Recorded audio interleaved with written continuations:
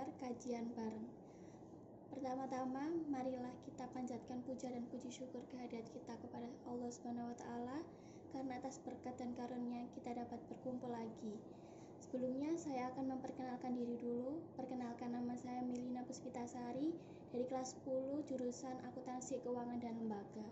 Hari ini saya tidak sendiri karena saya ditemani oleh Pak Aji. Assalamualaikum Bapak. Waalaikumsalam warahmatullahi wabarakatuh. Gimana kabarnya hari ini, sehat? Alhamdulillah sehat walafiat. Alhamdulillah.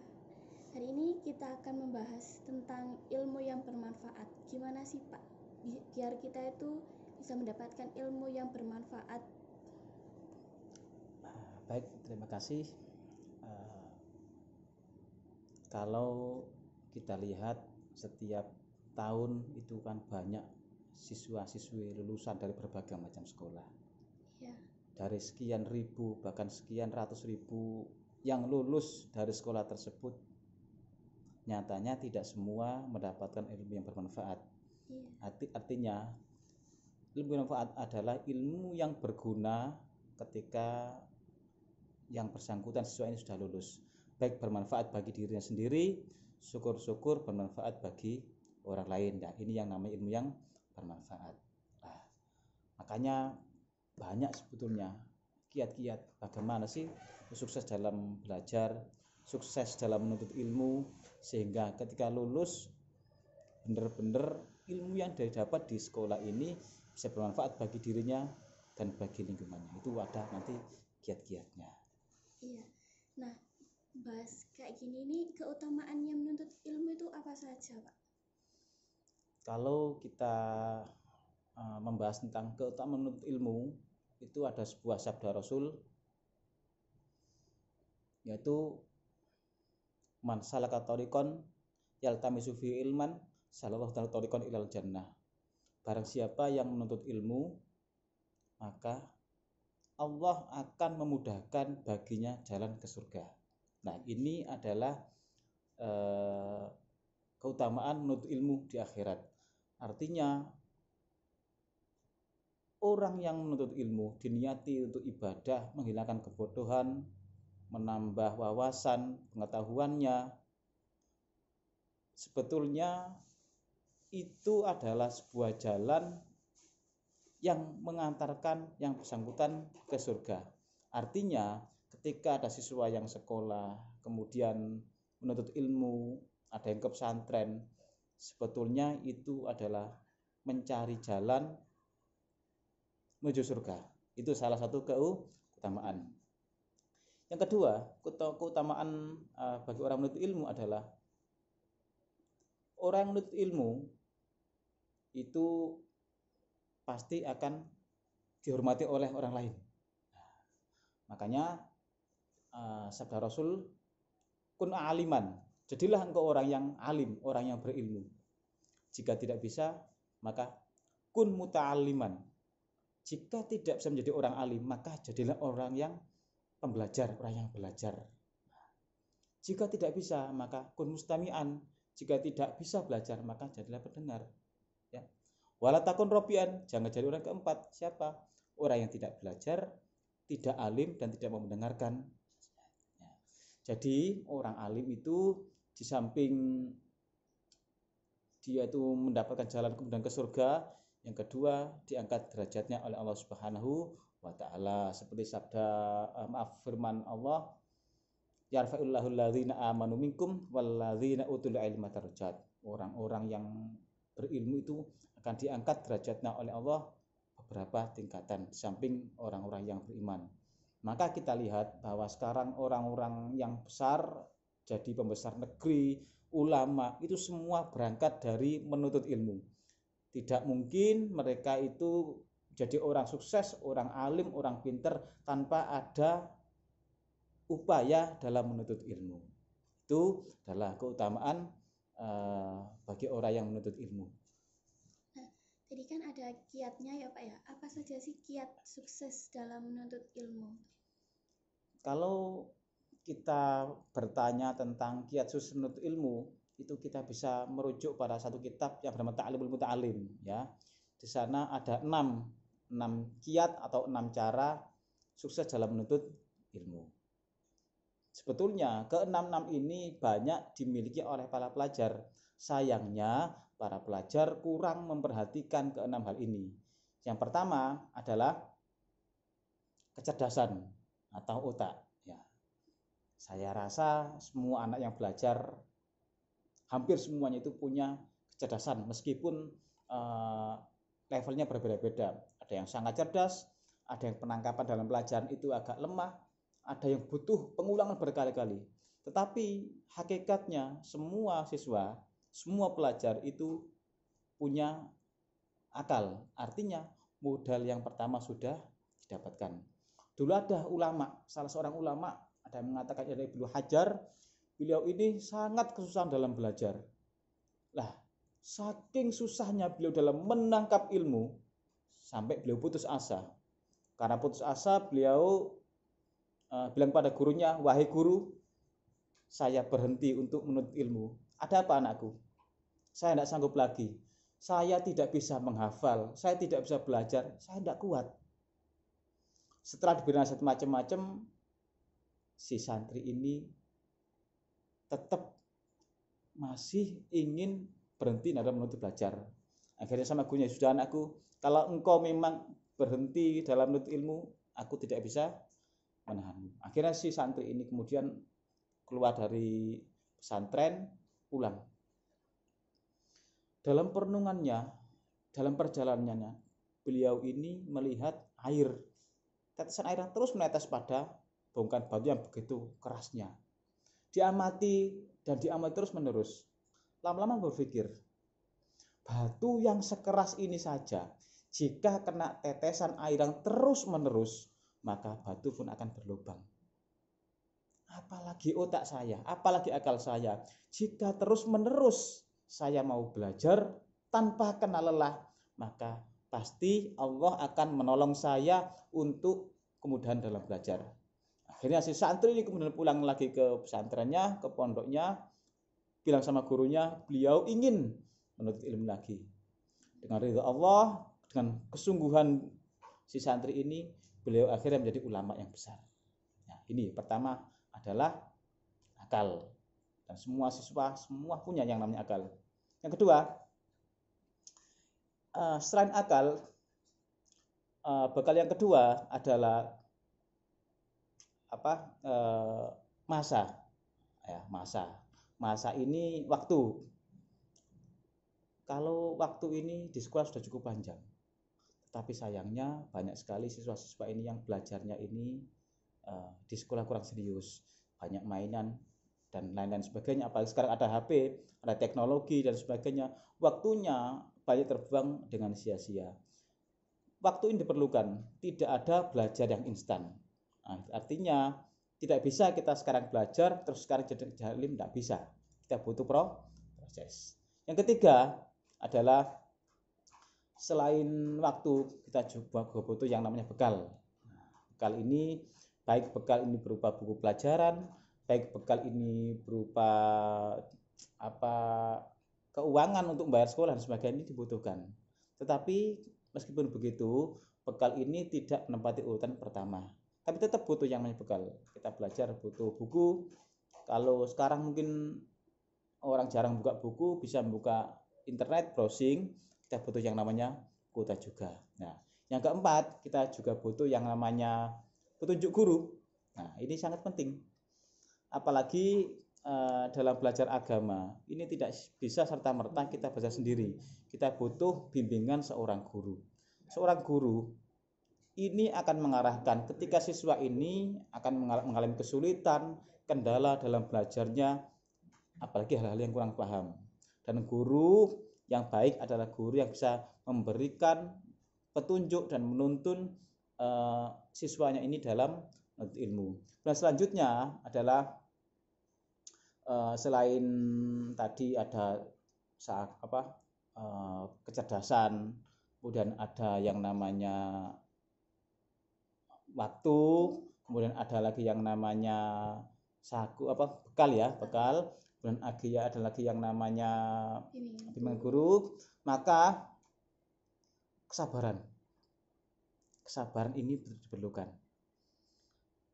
belajar ada kalanya mengalami titik jenuh, ada kalanya mengalami hambatan, ada kalanya mengalami yang namanya kesulitan. Jika tidak sabar, maka siswa, santri, pelajar akan mutung di tengah jalan. Tidak sabar, akan berhenti sebelum pelajaran tuntas. Bahkan tidak jarang kemudian ketika putus asa, tidak sabar, keluar sekolah. Kenapa? Merasa tidak sanggup. Entah tidak sanggup menangkap pelajaran dari gurunya, tidak sanggup belajar tentang materi yang sulit, atau bahkan tidak sabar dalam menahan godaan-godaannya. Karena godaan dalam belajar itu banyak sekali. Ya. Ada yang dari teman, ada yang dari HP, bahkan ada godaan dari sendiri. Mohon maaf, sekarang ini muda-mudi banyak yang terjerumus dalam pacaran. Sebetulnya ini dalam belajar ini kurang sehat pacaran ini. Kenapa? Karena pacaran ini selain dalam agama yang tidak diperbolehkan, pacaran ini juga bisa mengganggu konsentrasi belajar. Misalkan ketika seseorang pelajar sedang giat membahas suatu pelajaran, ternyata dapat telepon dapat WA, dapat chatting dari pacarnya bahwa hari ini kita putus, maka pelajar ini stres, minat belajarnya turun, pelajar ini kemudian tidak mau belajar dan sebagainya. Ini salah satu jalannya. Maka sabar ini diperlukan itu dalam belajar. Nah, sekarang apa aja sih Pak tantangan dalam menuntut ilmu itu? Baik, tantangan dalam menuntut ilmu ini selain tadi saya bicarakan itu yang namanya teman, ya, tantangan dari teman, juga pacar, mohon maaf, yang memang dalam agama dilarang ya. Tantangan selanjutnya adalah merasa pintar. Sekarang ini banyak siswa yang sudah bisa belajar sendiri tanpa bimbingan guru, sehingga merasa, wah aku lebih pintar daripada guruku, aku bisa cari sendiri, proses sendiri. Ini tantangan pertama adalah merasa pintar dari guru. Ketika siswa sudah merasa pintar dari guru, maka etika adab akan hilang, tidak mau menghormati yang namanya guru. Padahal dalam belajar, terutama belajar agama, etika atau adab ini harus didahulukan daripada ilmu itu sendiri. Karena apa? Karena dengan adab artinya kita ini tawadhu, kita mau menghormati orang yang dititipi Allah ilmu, yaitu guru. Dengan tawadhu Allah akan membukakan pintu berupa ilmu. Nah, kalau kita sendiri ya tidak mau menghormati guru, merasa tinggi dari guru, maka kita akan merasa congkak dan sombong. Dan sombong ini adalah suatu bencana dalam belajar.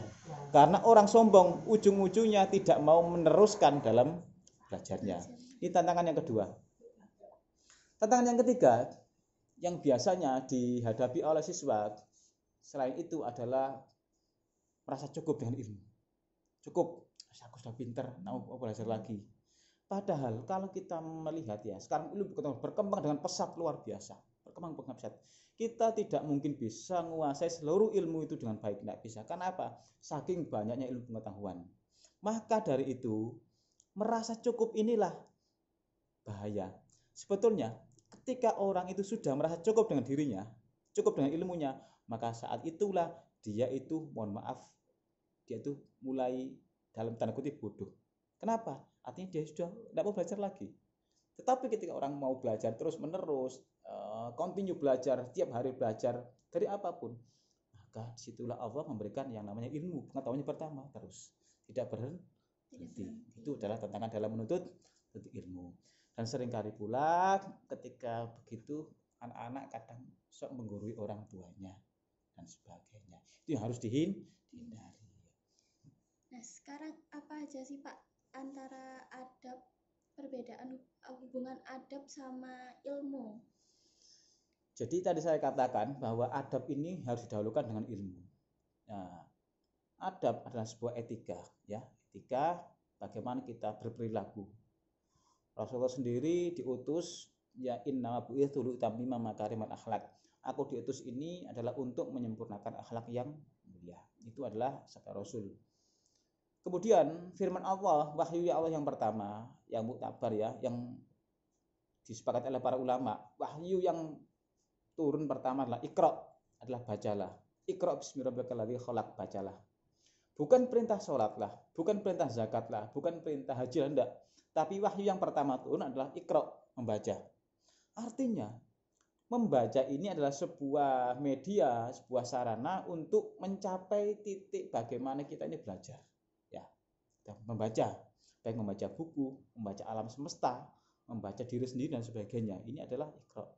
Tetapi jangan lupa, ketika kita sudah belajar, sudah merasa pintar ya, kita tetap tidak boleh melupakan yang namanya akhlak, adab atau etika, terutama adab terhadap orang yang telah mengajarkan kita. Kita nggak mungkin lahir di dunia ini ujuk-ujuk pintar, nggak mungkin. Kita lahir di dunia ini dalam keadaan kosong. Kosong artinya kita seperti kertas putih ya, yang bisa diisi apapun, ditulis apapun. Dan orang yang pertama kali mengajar kita A, B, C, D, E itu adalah orang yang paling berjasa dalam hidup kita. Kita tidak mungkin bisa baca semuanya kalau kita tidak belajar A, B, C, D, E, alif, ba, ta, dan seterusnya. Maka ketika kita tidak punya adab dan kita bisa melawan atau menggurui orang yang mengajarkan kita alfabet tersebut, maka itu adalah sebuah salah satu tanda bahwa adab kita hilang. Artinya kalau kita ini tidak punya adab, kita merasa lebih tinggi daripada orang yang mengajarkan kita alfabet pertama kali yang biasanya diajarkan oleh ibu, berarti kita sudah termasuk orang yang sombong. Dan Allah sangat tidak suka pada orang sombong. Ketika kita sudah merasa sombong, maka Allah punya banyak cara untuk mengambil ilmu yang ada dalam diri kita. Karena apa? Karena kesombongan kita. Bagaimanapun orang yang mengajarkan kita itu ada seperti pipa. Ya, pipa mereka itu menjadi perantara saluran ilmu dari para pendahulu kita sampai para tabiin dan rasul. Rasul sendiri mengajarkan wahyunya kepada para sahabatnya, sahabat kepada para tabiin, tabiin kemudian kepada para tabiin, para ulama dan sampai kepada kita sekarang. Dan ini adalah sebuah pipa yang terus sampai kepada Rasulullah. Dan kita kalau tidak punya adab, bahkan menganggap orang yang mengajarkan kita itu tidak jasa sama sekali, berarti kita tidak bersyukur. Makanya malam yang yashkurin nas, lam yashkurillah. Barang siapa yang tidak berterima kasih kepada manusia, artinya kita tidak bersyukur pada Allah Subhanahu wa ta'ala. Selanjutnya, adab. Ini adalah ciri kita sebagai manusia. Jadi kalau kita kehilangan adab kita, berarti kita kehilangan sebagian dari sifat kemanusiaan kita. Kalau ada hewan yang tidak beretika, tidak beradab, atas itu hewan. Ya, kan kita ini manusia. Kita ini dibekali Allah, selain akal kita punya hati nurani, kita beretika. Dan Rasulullah diutus ke dunia ini adalah untuk menyempurnakan akhlak yang mulia. Orang berilmu tanpa akhlak itu ya nanti pincang hasilnya. Kenapa pincang? Karena orang yang pintar saja berilmu tapi tanpa akhlak bisa saja kemudian ini menggurui orang lain, mentiri orang lain. Kita lihat ya, mohon maaf, para koruptor semua kan orang pintar-pintar juga, mohon maaf mereka tidak punya adab sama sekali. Kenapa? Mereka mau makan uang rakyat dan sebagainya. Dan juga banyak contoh-contoh orang yang berilmu tinggi dan punya etika. Maka ilmu ini erat kaitannya dengan adab atau etika. Dengan adanya adab ini akan menyempurnakan keilmuan seseorang sehingga menjadi satu utuh. Inilah yang disebut sebagai orang alim. Nah, baiklah, banyak sekali yang kita dapatkan pada hari ini. Salah satunya itu menuntut ilmu banyak keutamaan, bisa membuka kita ke jalan ke surga. Yang kedua, dalam belajar juga kita ada kiat yang harus dilakukan seperti sabar, harus ada guru serta tekad yang kuat. Dan yang terakhir, adab sama pentingnya dengan ilmu, terutama pelajar itu harus menghormati orang tua maupun gurunya. Nah, jika teman-teman ada pertanyaan bisa ditanyakan di kolom komentar, nanti akan kita jawab di sesi selanjutnya. Hari ini saya akhiri, terima kasih. Wassalamualaikum warahmatullahi wabarakatuh.